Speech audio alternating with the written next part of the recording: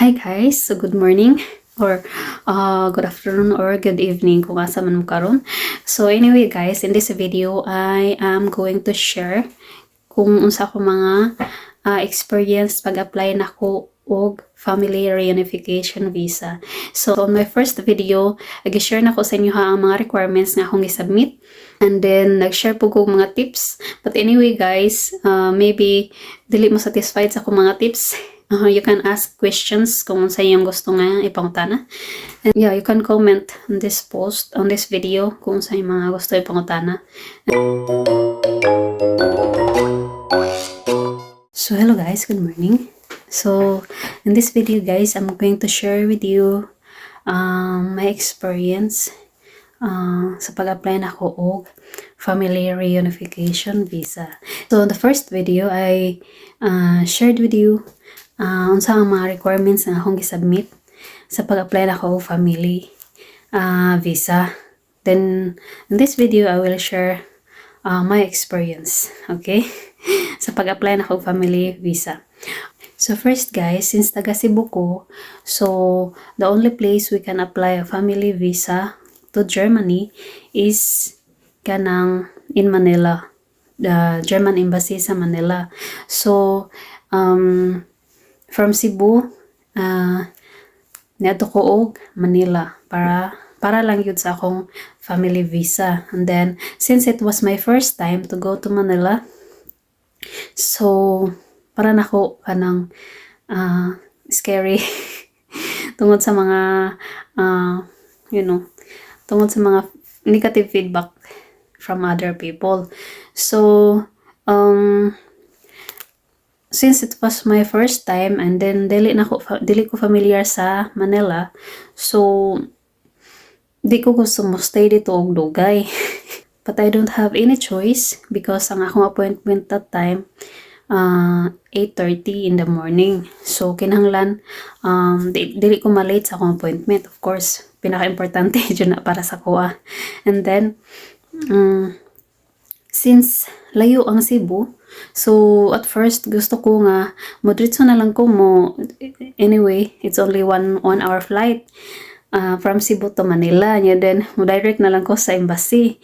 But then my hubby decided nga I must stay there overnight para lang jud nga mas safe ko ba kay basin ma-delay ang flight. So first para safe, so muto nagbook me og flight a day before sa akong appointment. So I don't have any choice than to stay in Manila for one night alone. So for me that's scary. Before mi nagbook og a hotel, gina-make sure na mo gitan-aw na sa Google kung unsa siya kalayo sa embassy, sa German embassy, kung walking distance ra ba siya or kinanglan mong sakay. So I said na kinanglan walking distance ra, dili ako ganan magsakay-sakay basig masaag ko. So mo to nagbook siya hotel nga 3 to 5 minutes 2 to 3 minutes only away, walking distance away from the embassy. So mo to guys, pag-abot ako dito the day before my appointment. So hapon naman ko naabot dito kaya ako flight diri at sa Cebu kay it was 12 in the afternoon. Then abot ko dito 1 o'clock, then sakay pa from the terminal to the hotel, traffic. So naabot ko dito 3 o'clock and then ni-check-in pa ko sa hotel di ay so moto. Then after na ko check-in, so ninaog ko then ni kaon ko kay wala koy lunch ato. Then dala na po dinner. So after na ko ni kaon, get-check na ko unsa kalay ang embassy kay importante para nako nga dili na ko masaag ba sa during sa akong appointment, dili ako masaag kung asa ko padulong.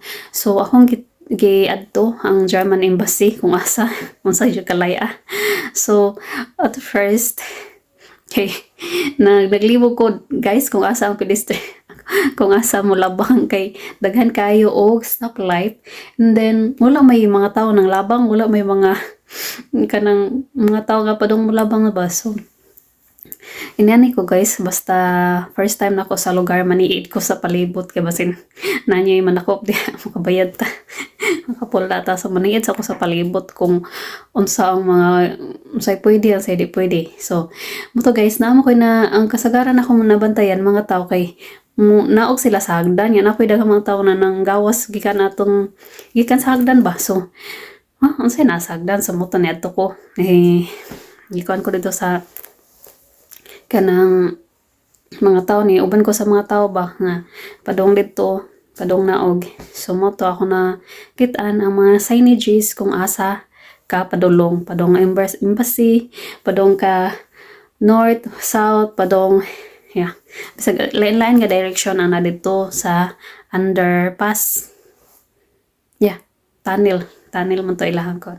And then moto guys ni kon ko dito paglusot na ako ang akong gipili nga direction of course padong sa embassy. So pagawas din ako man to atong next building mo na to embassy na. So ni-ask ko sa guard kung mao ba ni ang German embassy na nang guard yes. Mao to. Then stricto kayo ang guard. Tungod po siguro sa ilang kano security. So mao to pag at least kabalan ko kung asa ko padulong unsa asa ko nga moagi. Then balik ko sa hotel then mo to ni sayo kay ko natulog. Moto di check out na ko 6 o'clock. 5 o'clock pa lang nagmata na ko, nag-ready na. And then 6 o'clock ni naog na ko ni check out. Pag human is malas pa jud kay kanang gauwan to nga time pag ato na ko. That anyway, ang agyanan pa dong dito din na ampo koy bag anong payong ato. Ang agyanan kanang nara may mga building no so dili ra kay ka mabasa. Then anyway, pag ato na ko guys sa Manila, ang akong gida is only backpack. Wala akong nagdagdaghang only sinina nga suoto na ko pagkagabi din suoto na ko pag appointment time. Mura gito guys, so ako nagdalag mga extra pa na bisag unsa. Then anyway, balik ta. Pag namahaw ko daan, pag man ako check out, namahaw ko of course, kay importante kayo nga mamahaw ka. And then naabot ko sa embassy is it was already 7 o'clock. And then ni-ask ko sa guard kung asa ang German embassy mao ba ni na guard nga yes mo ni ma'am pero wala pa mi ka open so 7:20 pa ang open so wait sa waiting area. So mo to nato mi sa unato ko sa waiting area then naghan po nag-wait dito no pero lain-lain nga country ang ilang applyan. And doon lang guard na nga okay sa tong para German embassy open na pwede na mosulod. So nisulod ko. Pag isulod nimo guys, moagi ka sa security check. Check imong bag, imong And then pag human sa security check, mato ka sa kanang murag information nila ba, murag reception.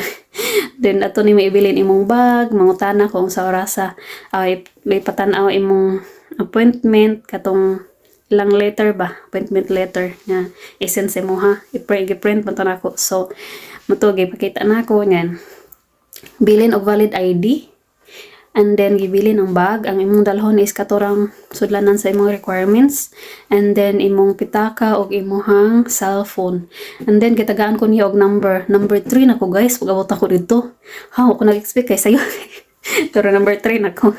So nagkana din ko nga ay dili din magbase sa oras sa appointment time kay ang nagtagaan makag number. So moto after niadto na ko sa katong floor kung asa ang German embassy niya wala ko kadongdong ko asa. But anyway guys, na mo guide ninyo dito katong mga security or kanang mo guide ninyo kung asa mo padulong. Then dito ko sa elevator bigawas nimo dito sa German embassy diretso dayon security check. Gawas ni open sa elevator security check and then i-check ang akong folder kung katong gibang sudlan sa akong documents kung unsay naa didto basin na yung mga so nga nang mga bawal. So after ato niadto ko sa katong murag reception na po nila nga mag-check sa mga appointment niana nga kanang ang passport na lang daw ang kinahanglan akong ipakita passport nako. So moto akong ipakita akong passport gatag din iyang gi-check ang anak ko dito sa list sa appointment. And then moto pag human siya pwede lang ka mosulod. But anyway before mosulod ibilin ang cellphone. So na may locker dito guys, doon dito na gid sa floor sa embassy, German embassy na dito kanang gagmay nga locker para lang sa cellphone. And then tagaan kag kanang yawi sa guard. And then mo tong hipuson ang yawi kay mo to imong ihatag igawas nimo. And then isulod dito imong cellphone. So giray lock. I-lock ang cellphone dito sa kanang mga gagmay nga locker. And then pag humani ana ang katong security nga, ma'am, unsa nga visa imong applyan? Pero in Tagalog guys ha, need ka bala na mo basta mag Tagalog mga Bisaya para nako kung ako ra ba gini gahi gahi kayo ginistorya. Gahi kag tinagalogan kay nang wala tananod og Tagalog. So mo to niyan ako nga family visa. Ang siya nga, sige ma'am, lingkod lang diri nga, gigayran ko niya sa kong mulingkod. And then moto na namin nagsugod na, nag-open na ang katong na mga mo-check sa document. Duha ra man to sila ang mo-check sa document. And then, of course, ang number 1 o ang number 2 niya, ako number 3 man ko. So, 7:20. So, wala pa 8 o'clock. Wala pa nga akong appointment time. So, hindi ko ako. Kaya entertain ako niya. Kaya nang nakana dyan ko nga dili, yun ay siya magbase sa appointment time. Pero, basin sa ato ra pud nga time no, basin lain-lain, pero mo to akong na-experience. Okay, so after ito guys, pag kanang nag-wait ko, sige na to yaw ang tig-check sa document kay mo to kang ingon sa akong usa ka video nga dapat i-arrange ninyo ang inyong kanang documents from list number 1 to kung sa pa na mga documents inyong sa pinakaubos, kung sa pa na inyong mga documents nga submit, and then ilahi ang original, ilahi ang photocopy, duha ka photocopy.